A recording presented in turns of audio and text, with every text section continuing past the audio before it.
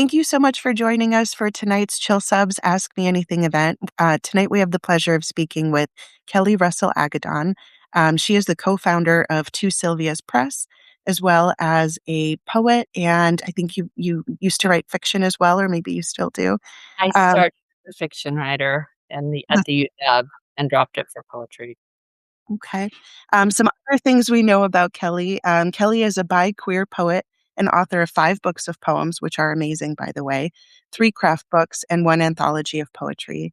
Her collection, Accidental Devotions, was just published this month, I believe, right? It was released Yeah. this month. Yeah, Yeah. yeah. And she's the co-founder of Sylvias Press and teaches in Pacific Lutheran University's low residency MFA program, the Rainier Writing Workshop. And from 2008 to 2014, she served as editor-in-chief of Seattle's 40-year-old literary journal Crab Creek Review. Kelli is also the co-host of the poetry series Poems You Need with Melissa Studdard. Thank you so much for joining us, Kelli. Thank you for having me. I'm glad to be here. Mm. And thank you for those of you at home that wrote in questions when you registered for the event. We hope to get to as many of those as possible. And for those of you that didn't get a chance to ask a question earlier, please feel free to put any in the chat as they come up for you, and we'll answer those for you. So, first, I want to ask, how did you start a book press? I feel like that's something that a lot of us really want to do, but don't know where to start. Well, it was an accidental book press. We weren't planning on starting a press. My friend Annette and I, Annette Spalding Convey, we were co-editors, chiefs at Crab Creek Review, and we wanted to do an ebook anthology of women's poetry. And this was back in like 2009, and no, you couldn't do poetry on ebooks because every time you had stanza breaks, you would get a page break. It was a mess. So we were coming across the ferry and we thought, well, let's just do this anthology. And then we couldn't find anyone to publish it. So we said, let's just make a press. And we had had a glass of wine, so it seemed like a great idea. Let's just start a press called To Sylvia's Press for Sylvia Beach and Sylvia Plath, the business sense and the creative genius. And so we started a press to publish this one book. And then two friends, Martha Solano and Janine Hall Gailey's, their presses went under and they needed someone to redo their books. So we did that. And then Marty Solano and I did the Daily Poet and we needed a place to publish it. So we did that. And then we were like, oh my gosh, we're a press. So then we started doing what presses do, which were publishing books, other people's books. But it was full on accident. We had no intention of starting a press. I think that's just like the definition of getting stuff done, right? Like you want to publish a book, so you start a whole press and like a whole movement. Like Yeah.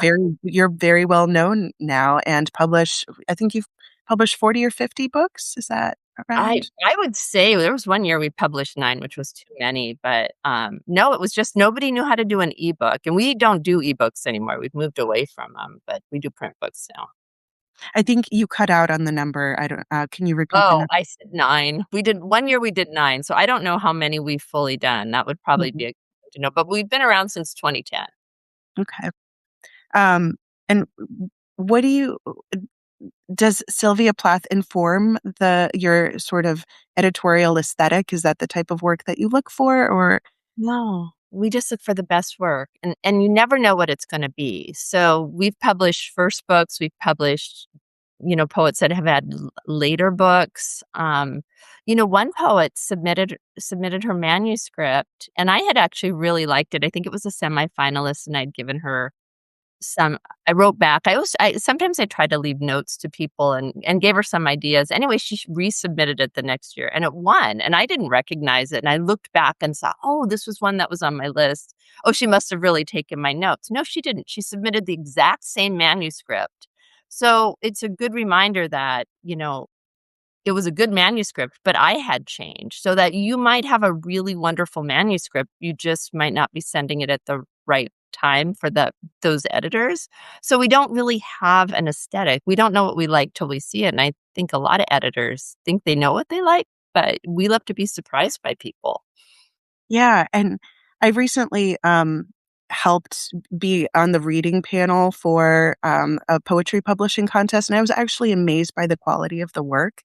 of so many of the manuscripts, it must be really hard to choose because there are like, I don't know, dozens or more Way fantastic. more than yeah, it's we know because, we are a small press that we do not have enough woman power to publish all the manuscripts that we would like to see in the world.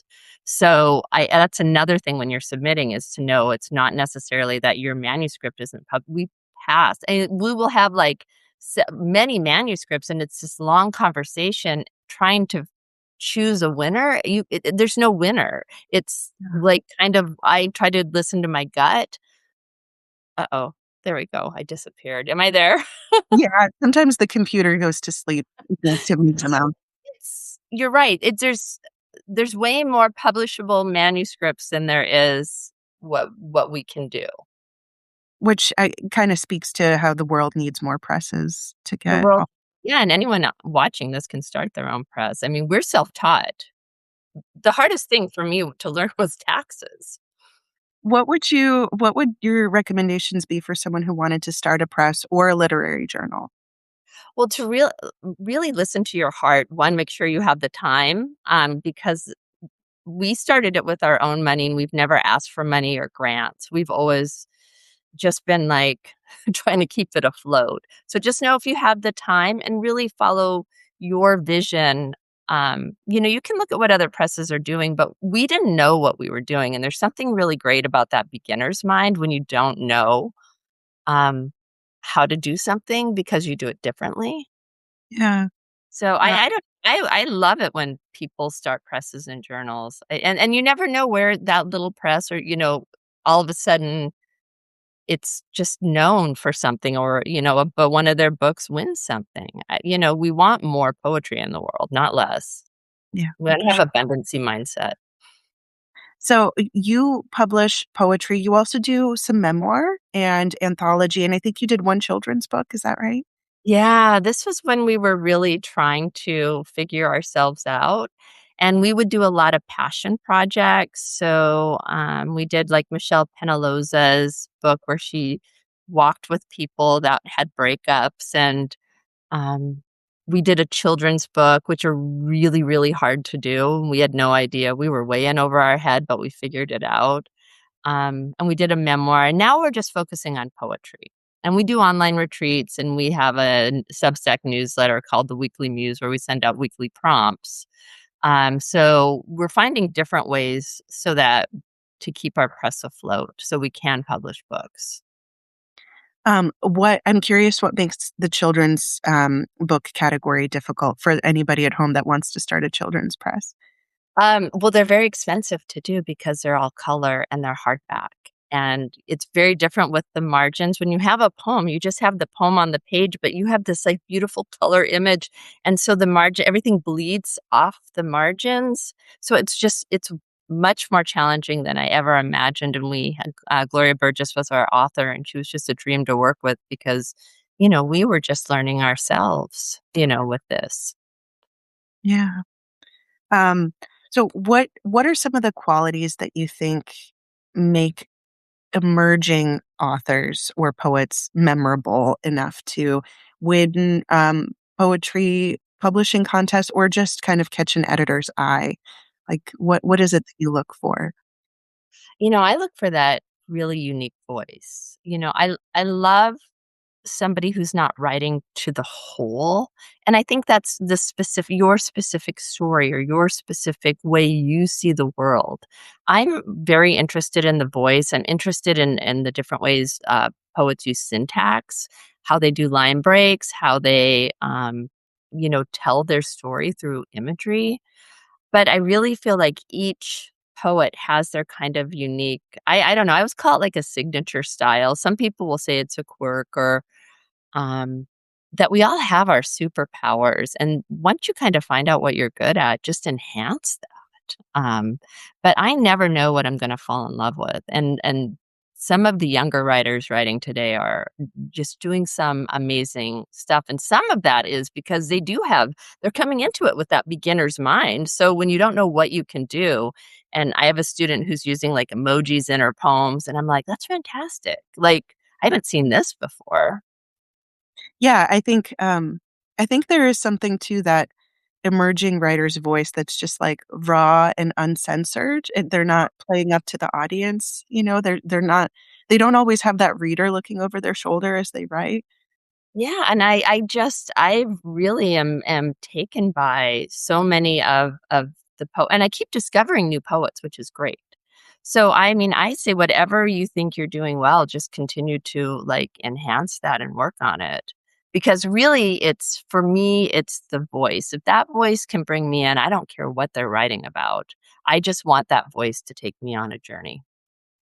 When I'm curious about something you said where writers who are not writing to the whole, are you saying there are writers who say, "My work is for everybody," right? I write for everyone. So are you saying it's generally better, sharper writing to focus on a specific demographic or theme? Not even a demographic or theme. What I mean is you're writing somebody asked me recently in an interview if I'm who I'm writing to, and I'm like, "I don't know. I don't know who I'm writing to, but I'm not writing to a crowd." I mean, that would just completely knock me down as a poet if I thought like, "Oh, there's all these people," but it's really writing and sometimes you're writing to yourself. Many times our poems are actually what we need to hear or what we know.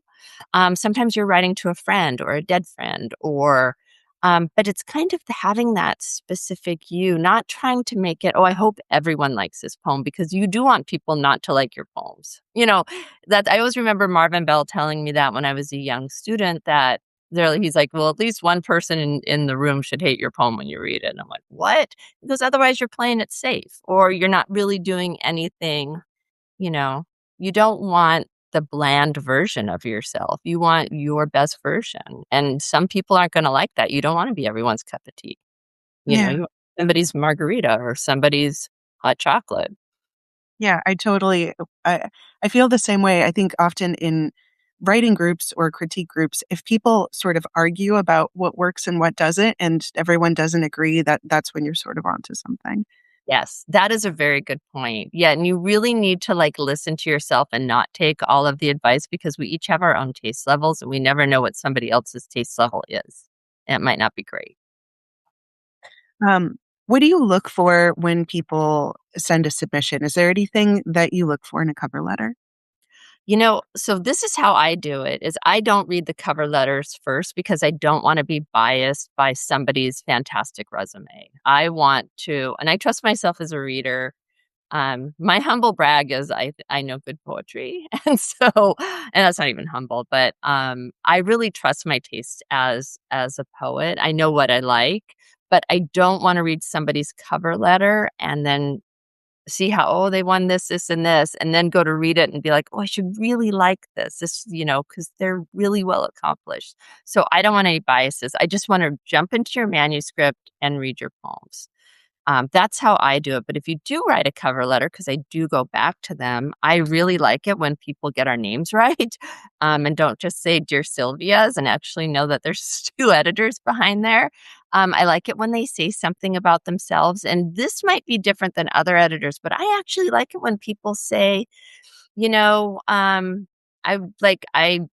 went through a really bad breakup and these poems are sonnets exploring that or my mom has Alzheimer's and they write a little bit about it or a little bit about them or maybe even something about our press that they like. I do read it to see if it's just like one of those cold ones, and I don't necessarily think that would if I love a manuscript, you could just write "Dear Sirs" and I love your manuscript, you'd still get chosen because Well, it's ultimately for the poems first.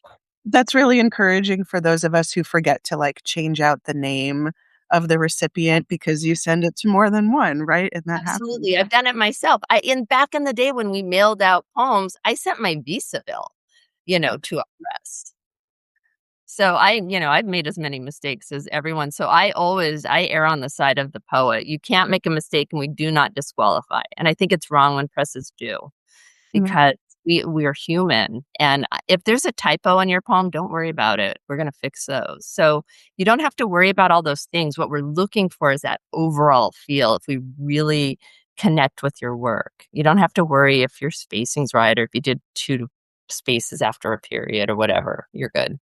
So that brings me to I think a really important and common question is like how polished does your manuscript need to be? Um, I think that in between, if you're sending out the same manuscript for a year, it's going to change between the Absolutely. first place you sent it to and the last one. So, how willing are you to explore revisions, changing the order, and how much do you edit it yourself? So here's something that some poets, if you haven't published a book, you may not know is that the manuscript, in most cases, in all of my cases as a poet, and all of our cases as an editor, the manuscript we accept isn't usually the exact manuscript we publish because poets, they tinker with everything. So what we say once we accept you, what we're saying is we trust you and we trust your voice. Send us your final manuscript in like 6 months, or 4 months. So then you can really go back knowing that this is, ready for the world and that you've made it your very best. So like when I did my Copper Canyon book, I sent in 75 pages and they loved it and accepted it. And I said, I think some of these should go. And my editor was like, yeah, maybe more than some. And then when I knew it was coming out, I really sat down and I did searching for things. Like I realized I overused the word world a lot. And I'm like, well, what would be better than world? Even like universe or constellation or teabag, anything. And so I really tried to look at my bad habits, and that's how I prepared it. So you do kind of get, if once your book's accepted, there is kind of a little leeway, at least at our press, and at least with the presses I've worked with what you submit versus your like final. Does that make sense? Absolutely. Yeah. I think that's probably pretty common. Although I have seen in the guidelines for some publishing contests, they say like the book that we accept is the book we want to publish. And we make sure that you send us your final revision from the very get-go. And I think that might Final. That's kind of, you know what I mean? yeah, I think that might deter, I don't know anybody who ever feels like their work is really done. They're just kind of ready to let it go at some point. Right, it's all abandoned. But we're very easygoing. I think we're an easygoing press, which, good or bad, depending on if you want somebody who's kinda all up in your business. We do go through your manuscript and offer advice, anything we notice. We do, Annette does most of, like, the major proofing, and she's, like, got a degree in Latin and English and just amazing. So she will find everything and I will find a lot too. But we do offer advice like, "Ooh, would this be better?" But ultimately, it comes down to trusting the poet, and you don't have to take our suggestions. And that's how it is with Copper Canyon too, with me, where my editors give me really good ideas, and sometimes I'll be like, I don't know if that works for me." So those are the editors you hope you get in a relationship with. Do you look at chapbooks kind of like mini collections, or do you look for different things in a chapbook? You know, personally, I love my chapbooks to be really, like, highly, highly focused, and that's how I learned back in the day to do a chapbook, is that you write your chapbook and then you ask yourself, "What are the poems I still need to write?" And then you write those poems. But I love a really focused chapbook, whether it's all sonnets or all sestinas, or every poem is about an apple, or like it tells a story, a narrative story. I like a chapbook to be just this little, because they're just to me little works of art.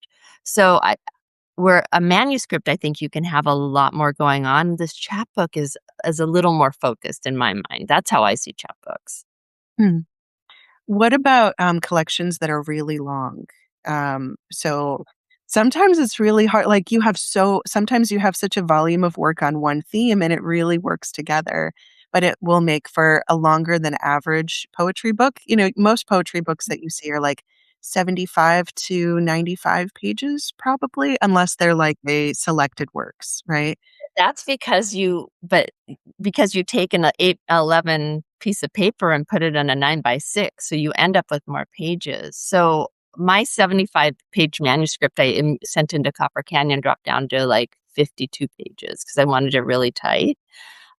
If you ha This is my thought, and this is what I tell my friends when they have longer manuscripts, is I'm very much a when in doubt, take it out kind of person with my own work, because a reader will not miss a poem they didn't read, but they will remember like a clunky poem or one that kind of shouldn't really be in there, but you didn't know, and you're like, "Ah, I think I'll just keep it." We're already at 90 pages. What's 91? So the other thing, because things can change, is I err on the side of a shorter, tighter, stronger manuscript, and the only reason for that is if you're kind of going through the submission process, and this is my thought. By the way, everything I say here is my opinion, and the exact opposite, I'm sure, is true. But for me, I really like us when I was submitting my work, I wanted it as strong as possible because I thought if it ever gets down to being a finalist, what kind of happens is like what you said at the beginning, all 5 of those manuscripts are publishable. So what will make mine stand out? Is it because all of my sections make sense? Is it because it's a tighter theme? Is it because it really tells a great story with an emotional arc or a narrative arc? So I'm always looking when in my own work how to make it stand out, be its best self. So I'm always looking at the details. Did I overuse a word? Do I want to overuse a word and then have that be kind of a touchstone? So that's how I view it. But, as a reader, I don't know what everyone's doing or what they're thinking about. I just fall in love with certain manuscripts because there's that weird, when you read a poem and then the next thing you know, you're Googling that poet because you want to read everything they read and see if they have a book or so for me, it's really personal. I love poetry, and I know how to, like, write a book, but I don't know if I could tell anyone how to write a book. I could just tell them the way I do it, and they can grab what makes sense. Is Yeah, that the answer? absolutely. I think that's kind of how all writing advice is, right? You pick and choose what resonates, and sometimes I mean, there are exact opposite styled writers that are both amazing, right? So, there's no one size. Exactly, and we never want there to be one size because then it would be very boring. Yeah. Um, so what tips or strategies would you have for someone who just finished a manuscript and is moving on to the next one? To Do you want them to submit it, or do you want them to move on to the next one? What would be the Well, if they finish the manuscript, it's probably this, by the way, is a question that someone emailed in. They're probably putting it together to put out into the world. So let's say um, someone who wants to submit it or is in the process of submitting it and then wants to move on to the next one. How do you let that one go? Should your next one be wildly different as you establish an audience for the first, or will that be jarring and you'll lose readers? Like, how do you pivot from that? Okay, you can't even think about that. I mean, because we're all these just, what Whitman said, we contain multitudes. So, let's say your first book is all about cats, and then your next book is about, wandering through the gravestone, and then you're writing formal poetry. So because I think too, if we start thinking like that, then it feels less like art and more like commodification or, so what I would say is when you finish that book and it's your best book, like that's when to start sending it out. I sent my second book out too early, which meant that I ended up sending it out like 70 times because I was really excited about it and I was in grad school. And I look back and I realized, oh, I sent it out too early. So I'd say when you have a book that you feel really and you may not feel confident about it. Just, it's done. How about that? Because are we ever like fully, this is a great book of poems? I'm not. Um, I'm like, this is the best I can do right now. Then I would say start sending it off and then kind of listen and see what else you're writing. And then kind of let those poems, every poem you write doesn't have to be in a collection. I would say the majority of the poems I write, either people don't see or they're not in a collection or they're just like randomly published places. Yeah, I think that's such an important point because you're right. It's very easy to fall into the trap of sort of palatability and appealing to a crowd and making sure that every poem is good enough to be published, but then it's not always honest or real. And if you give yourself permission to write bad poetry, right, which you have to sort of tinker around, that means they're not all going to end up in the world, and that's okay. Right. And that's how, yeah, you probably have in my books, probably have like 2% of what I've written. I probably have 3% that might be published. I have a lot of poems that I just write for the joy of writing. They never go anywhere, but they help me get to the next step. And I think when you're creating a collection, it's really important to I always ask my friends and my students, what's your vision for this book? What are you trying to do in here? And to know why you're making the choices you're making. Do you have section breaks? Yes. Okay, why do you have them? Do you not have section breaks? No, I don't have okay, why don't you have them? So and I do that with a poem. Like I'll say, like, why are you breaking here? Why are you using that word? Or why I'm always questioning. And so I think, but as long as I have an answer and the poets have an answer, then you're heading someplace. Then you're kind of like creating that next thing. But and also, you can have I have friends and I don't do this, but I have friends who have several manuscripts out at once. Like that's beyond me, but I love that. Well, and I suppose if it takes a while, I hear of people where it's pretty normal, natural. I don't know what the right word is, but for it to take years for a manuscript to get picked up, and by then you've written two others. Right, Yeah, right. Yeah, and it all depends, and there's fast and slow writers, and I try to keep space between my manuscripts because putting together a book is one of my biggest joys in life because I love thinking about when I'm putting it together, I start thinking about the reader, and that's just the reader of who I feel like my reader would be, like, what would really be pleasurable for them? How can I tell this story, or is there anything that I'm leaving out because for whatever reason, and that could make it stronger. So I like to have a big space because I enjoy putting together a manuscript. yeah. Um, what do you think of there are a lot of poets who write a poem a day, and then there are others who will sort of toggle between writing, editing, and submitting. Mhm. And I don't know which one of those you are, or neither is a perfectly fine answer, but what advice would you have for either one of those poets I just described? You're doing it. You're doing exactly what you need to do. That's my advice is keep doing what's working for you. There was a while ago, remember when there used to be a thing where they would say, you have to write every day or you're not a writer. Well, that's not true. That's not true. I don't write in the summer. I live in the Pacific Northwest and paddleboarding. I don't. And I like to get up in the morning, put on my earbuds. Well, first I read poetry, put on my earbuds, and then see what happens. And I've been mostly writing prose poems. Um, but you know what? If you like go a year and then take a week off of work and do a writing residency and write your manuscript, Louise Gluck did that with Wild Iris. That was written in 6 weeks. So there really isn't, I think it's looking inwards and finding out when's your best time to write. Um, like when I was younger and raising a child, it was at night. Now it's in the morning.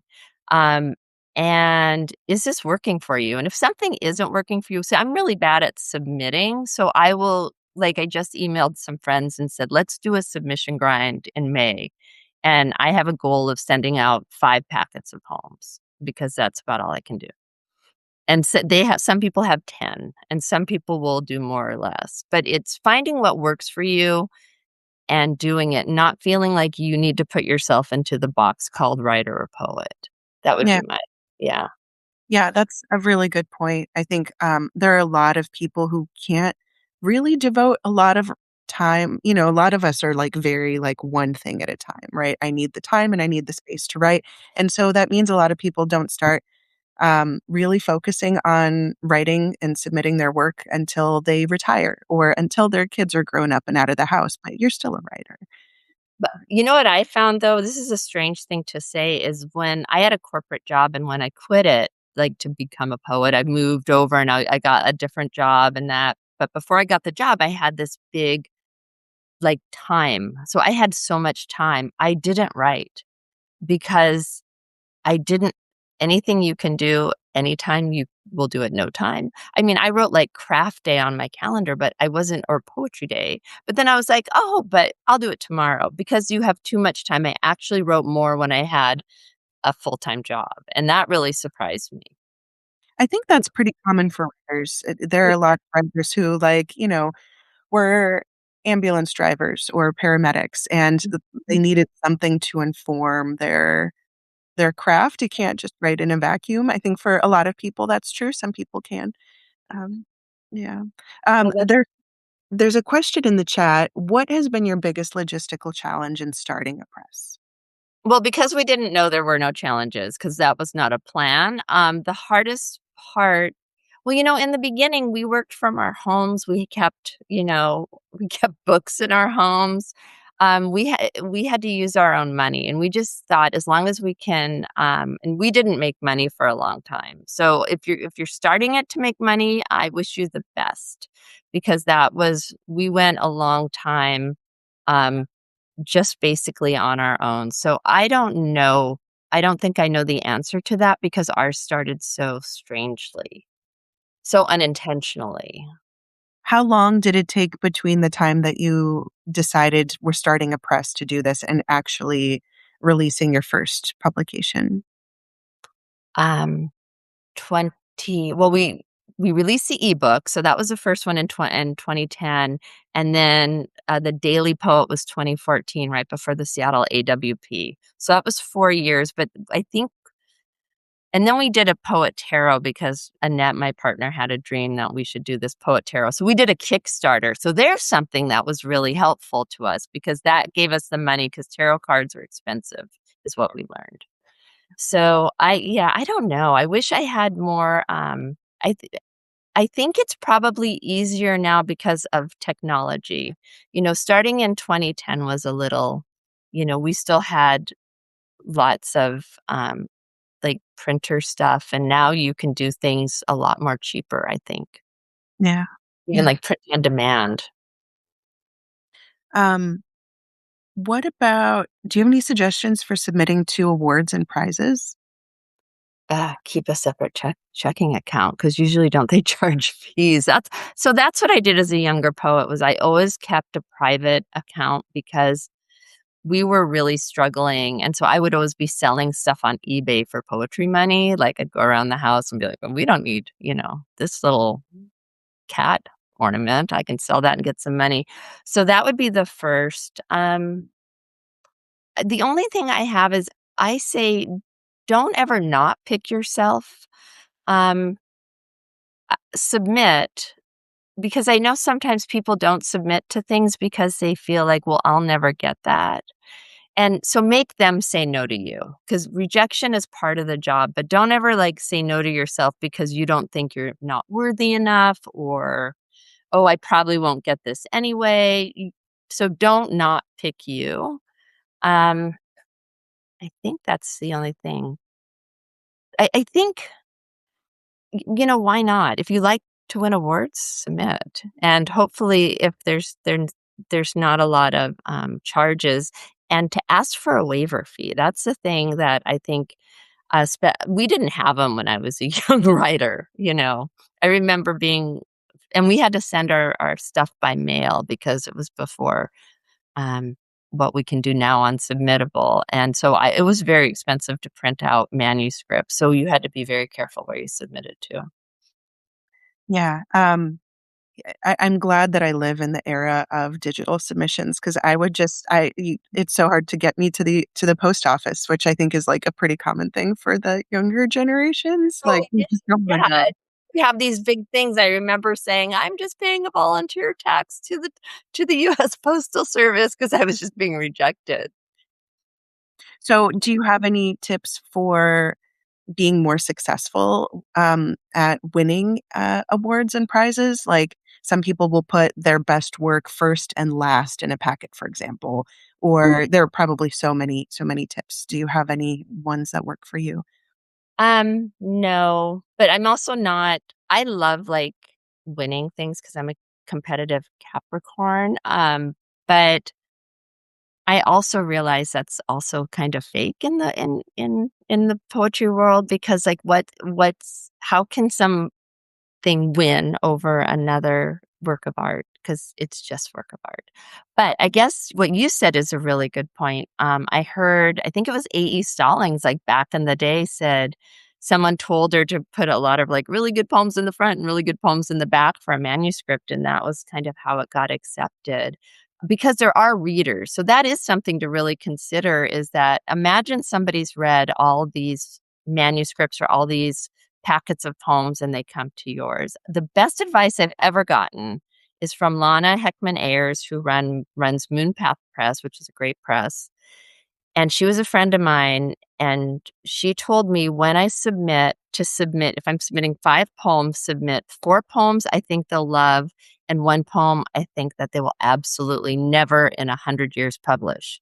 And that's usually the one they take. And I will say she's been right on that one. Yeah. Yeah, it's amazing how many poems we ourselves will self-reject, like you said, "Don't do that," right?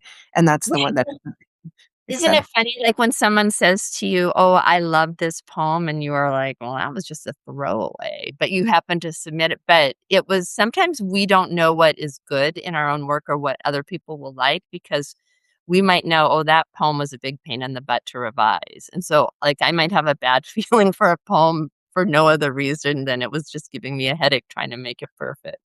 Yeah, and that's what makes it hard when you say, like, "When in doubt, take Throw it it out." out? Yeah, I how many of the best pieces, we might be removing when we do Don't that, but listen you can do your don't there best. you go. Don't listen to my advice. That's what I'm saying is, like, this is all so subjective, because I can say, "When in doubt, throw it out," to myself, but I could also say that to another poet, and they could throw out all their best work. Yeah, Um, so I think for me, a lot of times to find my best work is I will put my manuscript away for a bit and then print it out and read it, and I will mark BW for better word.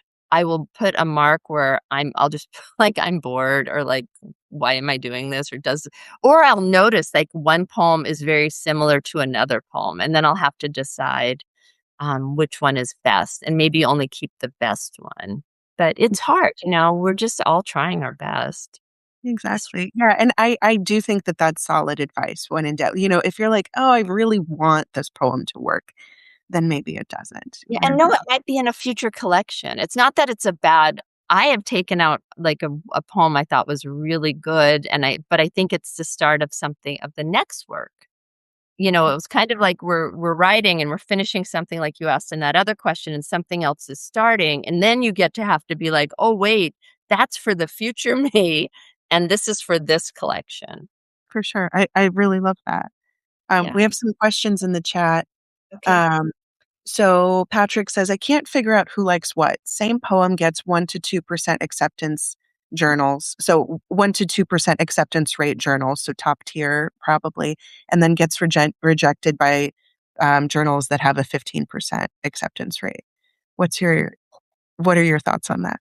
That's called being a poet. It just happens all the time. We don't know, and editors don't know. So this is kind of what I've learned, and this is me as a poet, not me as an editor, and editors may not like this advice or what I'm gonna say, so, um, I read the guidelines, but I read them with a grain of salt because of something that happened to me as a younger poet. I was just submitting to the LA Review, and I read their guidelines to get the stuff right, but I didn't really read what the editors wanted. Well, they wanted serious poems. I sent them a poem about black holes and black bras. It was like it was a ride. It was a really funny poem, and it was accepted. And then later I saw that they wanted serious work. Well, in my mind, I wouldn't have considered that a serious poem. So that's what I mean when you read the things, it's all a grain of salt. We don't know what we want until we read it, I feel a lot at the time. It's like when you ask me, well, what would you be looking for at Two Sylvias? I don't know. Like, surprise me because I don't know what I want until I put my eyes on it and I'm reading and I'm like, all right, I love this, but it's a crapshoot. And it's also luck and timing. You don't know if the editor picked up your poem after having the best dessert of her life or having been in a huge fight with someone, because that will bias you. And I learned that as an editor of Crab Creek Review. It was Sunday night. I had to work the next day and I was reading and it was paper. So I'm reading them. I'm like, nope, this is bad. This isn't good. This isn't good. And then I realized, no, Kelly, you aren't good. You are not in your best reading mode. Go to bed and wake up in the morning and do this before work. And I woke up in the morning reading that same batch. I was like, oh my God, this is fantastic. How did I miss this? And I was pulling acceptances. So again, we don't know what the editor is going through when they read our work. And so I think I guess for me as a sensitive person who really struggled with rejection in the beginning, it's just understand you could be rejected because the editor was mad or whatever. So I don't know. I can't figure out I can't figure out why something's in gets into a 1 to 2% and not into one that takes more. Yeah. It's yeah, it's the poet life, I guess. Yeah, and I think that's such a common experience where, you really believe in a piece and it takes 30 tries to get it a home, and then that home is, like, really great, you know? Um, So so true. Or you're like, "This is the poem," and you put it in the packet, and then they choose that other poem, and you're like, "No, no, this is the poem," and then you send it out again, and then that's not the poem that's accepted. So it really I don't understand. I mean, I'm an editor and a poet, and I don't get it. one thing I really love that you said, "I don't know what I'm looking for, just surprise me," and I think that that is actually a great thing that people should think about when they send the work out. Editors wanna be surprised, right? Absolutely. They don't wanna read, if your work sounds like a lot of other work out there, then that's probably the thing that's gonna get passed over. So tuning into that unique voice like you mentioned, and so maybe it's that element of surprise. Right. That because we had a manuscript and it was blackout poetry that did really well, and, if you would have said, "Oh, are you looking for a book of blackout poetry?" I'm like, "Not necessarily." You don't know, and then I read this, and you just don't know what everyone's doing. I think my best advice is if you're doing a collection is to remember the people reading it do not know your backstory. So always look at your manuscript to see if you're sharing something and you don't know. And we get a lot of this if people are trying to kind of do like the poetry and memoir and we don't know like the characters in their life. It can be it won't resonate for us as much because you really have to allow us into your world for us to get it. Does that make sense? Yeah, absolutely. Yeah. Um, so Deborah says, "How do you choose a press to submit to? Should you do research on the press or just random or something else?" So I will tell you how I choose. Well, I always have my like A-list press. Those were always the presses that I knew that I loved. And I loved them because I loved the poems. I loved their books. I bought their books. I loved the way that their covers looked. I just loved these presses. Copper Canyon's always been on one. Gray Wolf, all the big presses. I like four-way books a lot. And so I would and now it's harder, but I used to go into, well, you like, go on I have open books here, it's a poetry-only bookstore, and I would look at all the different and I would send to presses who I really like, and people now you can follow presses on social media, you can see what they're publishing. So this is going to sound silly, but submit to a press that you actually want to get published by because I've actually had a friend submit to a press that they really didn't want to get published by, but they were feeling kind of desperate because their manuscript hadn't been picked up. And then it did get picked up, and then they were kind of disappointed.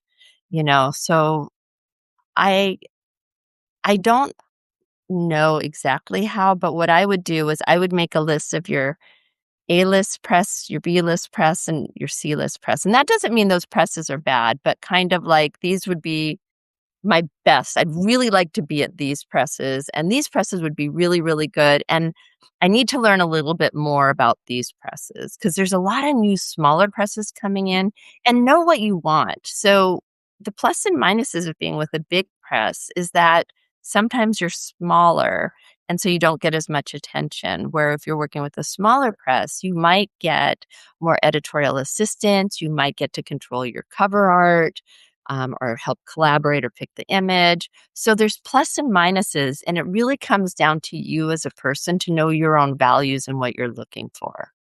Yeah. So that's kind of what I would say. Would you say something similar? Yeah, I would definitely agree, like, submit to a place where if it got accepted there, you wouldn't be disappointed. Like, you would That's it. actually want to see it. Yeah, that's a better way to say it. Yeah, because that's what.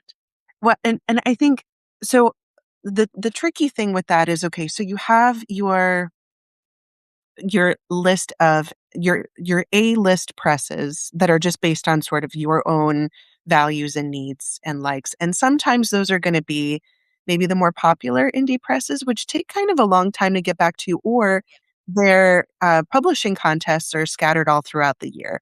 And so if you submit to all those at the same time, the A, the B, and the C list, you have a pretty good chance of getting accepted by someone on your C list before someone on your A list.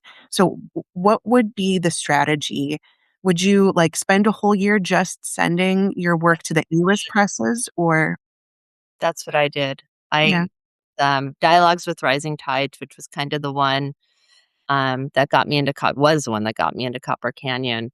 I chose my top presses, and I actually submitted to a press that really wasn't on my top list, and I withdrew because I thought, "Oh my god, if this gets accepted from this, I'm gonna have fear of loss, and I'm gonna say yes, but I really don't want to be with this press." It was exactly what I said about my friend, and so I took which is why there's my 3rd book came out with White Pine in 2014, and my Copper Canyon book was chosen in 2019.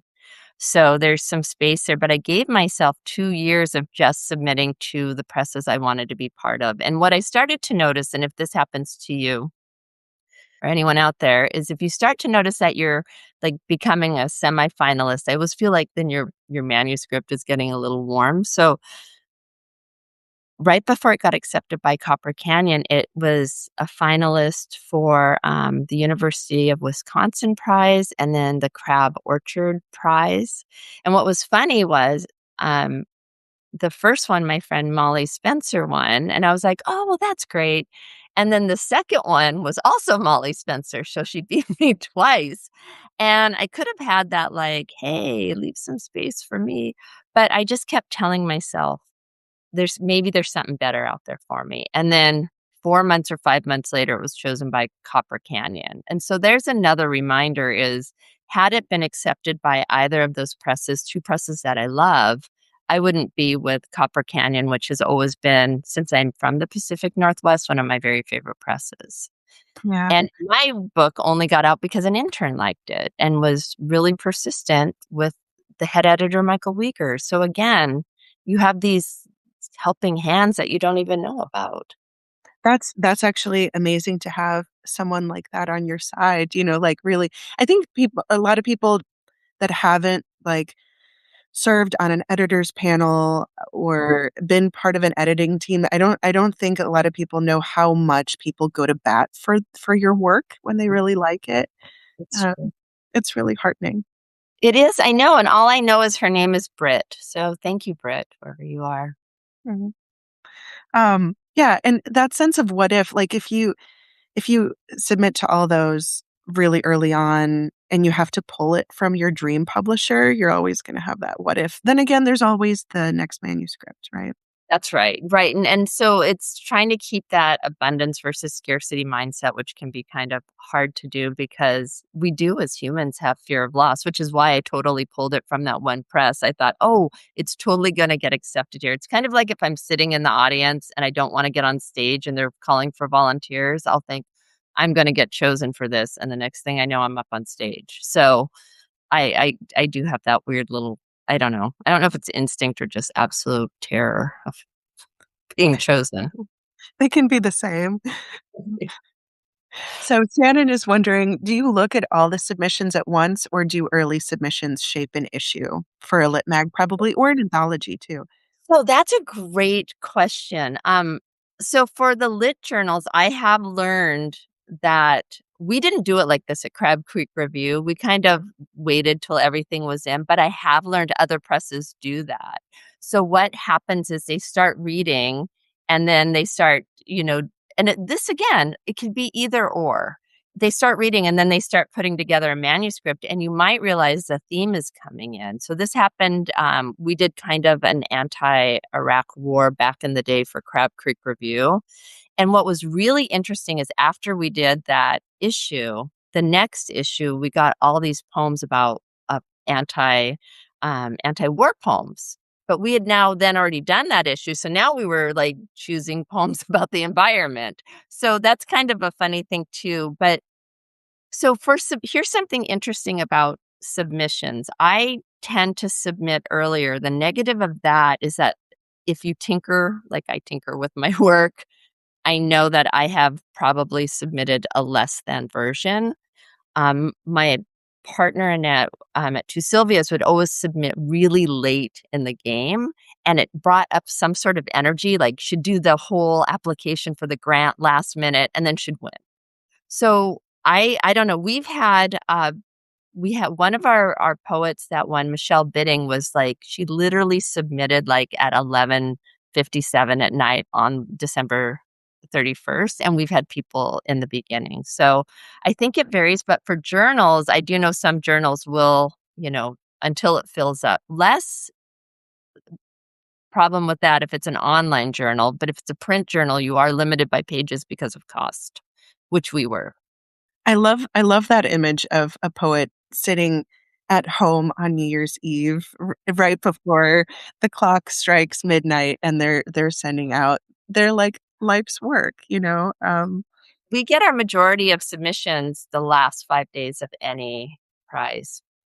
Yeah, and I think that's probably the case for a lot of presses and journals across It the doesn't board. make a difference to us because we will not start reading until every manuscript is in. So yeah, it's not a big deal to us. It doesn't matter if you're first or last, you're gonna get a good read. Patrick is wondering, why do they say they read blind when your hit rate improves as your publication history improves? I've been at this less than a year. I'm not a different writer than I was a year ago.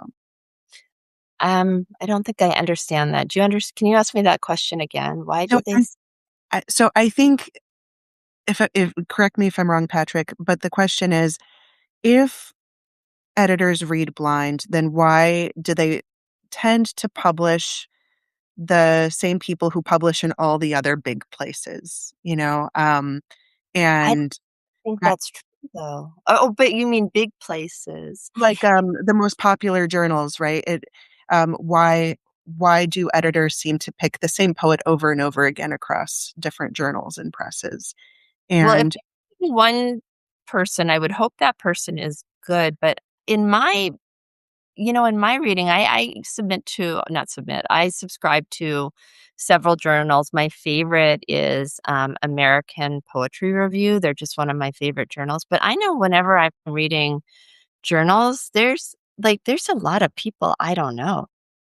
So, I'm always finding new people. Well, and they have Kim Adenizio on the back of here, and, well, she's a fantastic poet, but, there's poets in here. I'm looking at Matthew Yeager. I don't know him, or Mike Carrero.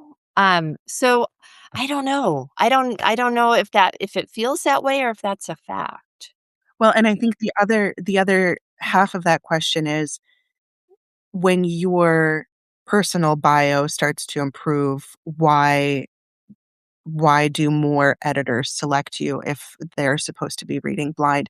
But I wonder if it's actually true that you're not a better writer than you were a year ago. Certainly, we all get with practice. I would say that I have been published more, and if I look back at my poems, I think I'm a better writer now.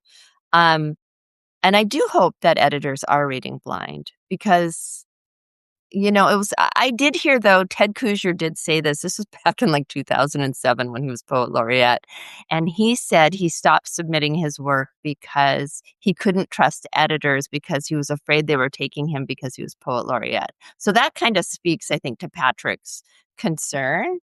Um, I I still get rejected, and I know a lot of, like, well-known poets. Kim Adenizio, I think, was someone early when really he was having a lot of fame, said someone invited to her to submit to The New Yorker and then promptly rejected her. So, I mean, I do think it happens, but I get that. Could it be that maybe some poets are looking for, bigger names? But to me, this is poetry, like, famous poet's an oxymoron.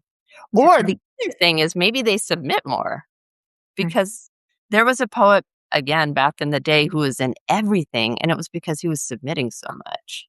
Yeah. But I So would I also think, as you've been writing and submitting for years, you kind of fine tune and hone your craft. Right. Because writing, is a thing you get better at, just like any other skill. With practice, it's like playing an instrument, right? Mhm. Um, that's almost like asking why do the same big acts sell out, concert halls in different places. And I think maybe it's just like you kind of have that special something and editors start to recognize it the more you send it out. Yeah, and yeah, I always think about Wallace Stevens. Like when you first read Wallace Stevens, you really kind of he's kind of hard to like what is happening in these poems, but you have to read Wallace Stevens to learn how to read Wallace Stevens, and that maybe there is something to the idea that things can be on trend for a little bit, or something. I always say there's something in the zeitgeist. There's a couple. Sometimes people have the same artwork on their book or the same title and or like certain poems seem similar and I'm like, "Oh, everyone's kind of it's like up in the zeitgeist and whereas poets pulling it down." Yeah. I Yeah. don't know. I wish I would have more facts on that. I don't want my opinion to rule. There's too many opinions versus facts. So, I don't know. I do like that. I think the work really does kind of like move through us sometimes. Agree. Especially if you're a poet that gets poetry lines in your sleep or something like that. Um, So, yeah. What advice would you have for someone starting up a publication on a Substack? Do you have any tips for that? um, oh, well, I have a Substack, and you're welcome to join it. It's just called Postcards from a Poet, but it's an every so often. So I guess the question would be to know if you're doing this to monetize it. And if you are, then I say make sure it's useful to your readers and interesting. And if it's just much more of I'm starting a Substack just to keep in touch with people I like, then do whatever you want. I think mine, I try to be useful, but I used to be a blogger back in the day. I keep saying back in the day, like but poetry has changed where we used to have blogs and I had a whole blog community like with Victoria Chang and C. Dale Young and Edward Corral and I kind of come back to Substack more as like a blog for me, just kind of to check in with people, but also to be useful. So I would say know why you're doing it. Are you doing it so that you can build an audience so people buy your book? Or are you doing it because you do want to monetize it? And if you do that, just make sure it's useful and interesting and and be kind. That Yeah. would be What do you think about starting a literary journal on that's the platform is on Substack? I think that's a cool idea. I'm always for they have literary journals on Blogger, So, I think that's a really great idea. And I think I subscribe to a few people that just send out, take submissions and send out poems. So I don't think there's anything wrong with that. I think that's actually a very inexpensive way since the platform's free to get new voices out into the world. It's a good way to be an editor. Yeah, and it's also a really good way to just kind of get your work accidentally in front of people. I've discovered I don't read a lot of stuff on Substack, but every once in a while I'll just kind of scroll through the feed and find someone really amazing. Yeah, because Substack has become really a social media platform. Like if you look through the news, and I also found a poet, and I don't remember her name on there, and I was like, didn't know about her, and was actually sharing her own work, which I thought was pretty cool. Um, do you let's see. We have only just like time for maybe one more question, so I'm trying to choose the right one. Um, I can answer two more questions if you want. If you don't, okay. okay, So, if you're someone who's just starting sending out submissions and yes. you're pretty new to it, how do you send your first one and how do you choose a piece to submit? Don't overthink it. I would say choose if you can, if there you have a regional journal, like in the Seattle area, we have some community colleges that do um, literary journals and their print because that's part of their program. Like Shoreline Community College has one called Spindrift.